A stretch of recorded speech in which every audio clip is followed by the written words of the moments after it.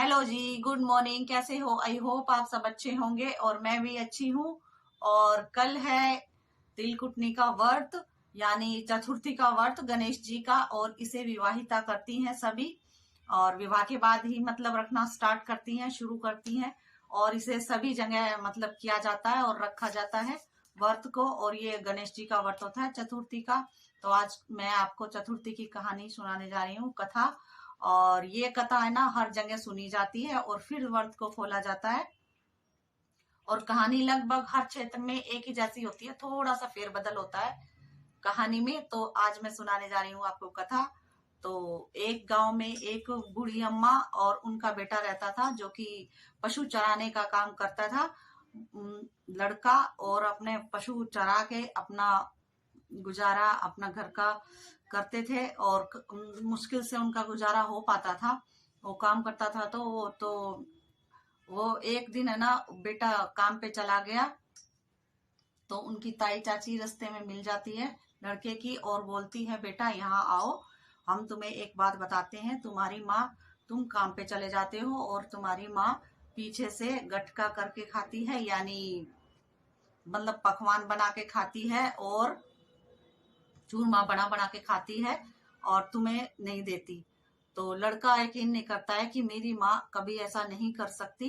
लेकिन फिर भी वो है ना, यकीन नहीं करता है। लेकिन ताई चाची कहती हैं कि तुम चुपके से देखना एक दिन, और तुम्हारी माँ बनाकर चुपके से खाती है। तो लड़के ने पहले तो यकीन नहीं करा, लेकिन वही बात है ना, सीख तो सबको कर देती है खराब, घर खराब कर देती है। तो लड़का ने सोचा कि मैं क्यों ना, मैं आज चुपके से देखता हूँ। तो लड़का चुपके से एक दिन देखने लगा। तो लड़का चुपके से देखने लगा और देखा तो उसकी माँ तिल बना रही थी। और उसने कहा, माँ तुम हर रोज मेरे पीछे से ये तिल बनाकर खाती हो और चूरमा बनाकर खाती हो, तो मुझे कभी भी नहीं देती हो।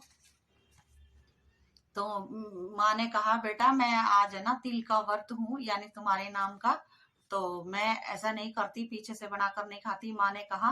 तो बेटे ने नहीं यकीन करा और कहा कि मैं ये घर छोड़ के जा रहा हूँ और मैं चला जाऊंगा। तो बुढ़िया माँ ने कहा, बेटा अच्छा। बुढ़िया माँ ने रोका नहीं, रुका बेटा।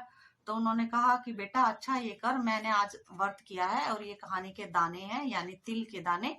तो बुढ़िया माँ कहती है, बेटा ये ले और ये ले जा, और जहां भी कभी तुझे मुसीबत पड़े, माँ तो माँ होती है ना, मुसीबत पड़े तो ये कहानी के दाने डाल दियो।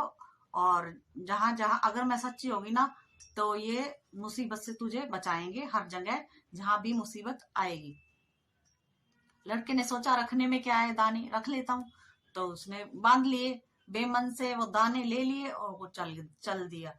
अब चलता है लड़का और आता है रास्ते में घना जंगल, और जंगल में आ जाता है एक शेर सामने, लड़के के सामने। तो अब वो डर जाता है कि अब क्या करूं। तो उसको एकदम से याद आता है कि माँ ने कहानी के दाने दिए थे मुझे, तो मैं क्यों ना देखता हूँ करके। तो कहानी के दाने निकालता है और डालता है, कहता है कि अगर मेरी माँ सच्ची है तो ये जो शेर है ना, ये गाय में बदल जाए। तो ऐसा ही हुआ, शेर जो है वो गाय में बदल गया और अब चुपके से अपने रास्ते चला गया। तो लड़का अपने रास्ते चला गया। अब आगे जाता है तो उसे मिलती है एक नदी।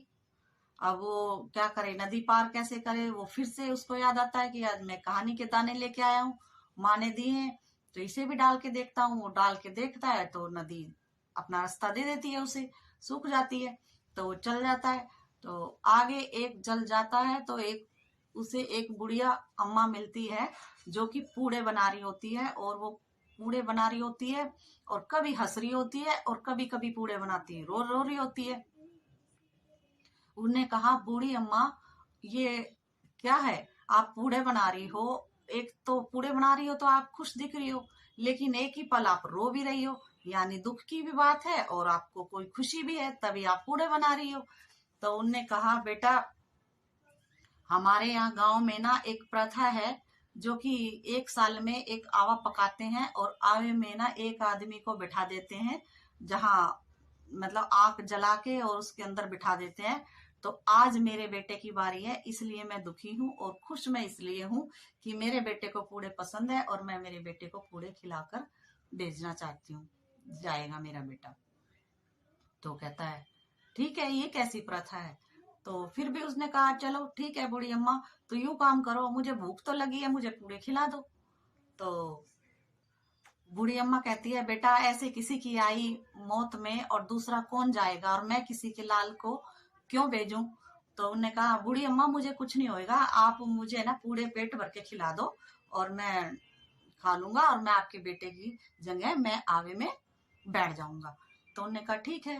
तो वो बूढ़ी अम्मा उसे पूरे खिलाती है पेट भर, वो सो जाता है। कहता है माँ मैं सो जाता हूँ, जब भी मेरी बारी आएगी ना, जब आवे में बिठाएंगे तब मुझे जगा लेना। तो वो सो जाता है और बूढ़ी अम्मा फिर जब बारी आती है आवे में बैठने की तो बूढ़ी अम्मा उसे जगाती है। अब जगाए कैसे, क्योंकि दूसरे का लाल, वो कैसे बैठाएगी आवे में। लेकिन फिर भी वो कुछ कुछ बजाती है, कभी कढ़ाई बजाती है, कभी चिमटा बजाती है, किसकी नींद खुल जाए, भाई मैं डायरेक्ट नहीं इसे उठाऊं, लेकिन वो फिर बजाती है तो उसकी खुल जाती है। तो आंख बेटे की, और वो लड़का जो है वो बैठने आवे में चला जाता है। और वहां कहानी के दाने जब आवे में बैठ जाता है तो कहानी के दाने जो होते हैं वो डालता है, तो आवा भी पक जाता है और वो भी सही। तो लड़का आवे में से सही सलामत बिल्कुल आ जाता है और गांव में खुशियां मनती है। और लड़के को पछतावा भी होता है कि मुझे किसी की बातों में आकर ऐसे नहीं करना चाहिए था। तो फिर वो अपनी माँ के पास जाता है और दोनों माँ बेटे बहुत खुशी खुशी रहते हैं।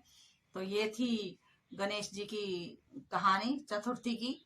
और कल तिल कुटने का व्रत है और ये तिल के साथ मनाई जाती है।